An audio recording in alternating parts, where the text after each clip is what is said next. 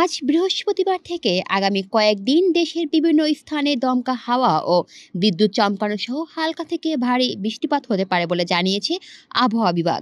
আবহাওয়াবিদ M Nazmul হকের সই করা আগামী 5 দিনের পূর্বাভাসে আবহাওয়া অধিদপ্তর জানিয়েছে, বৃহস্পতিবার থেকে খুলনা, বরিশাল, চট্টগ্রাম ও সিলেট বিভাগের অনেক জায়গায় এবং রংপুর, রাজশাহী, ঢাকা ও ময়মনসিংহ বিভাগের কিছু কিছু জায়গায় অস্থায়ীভাবে হালকা থেকে মাঝারি ধরনের বৃষ্টি হতে পারে।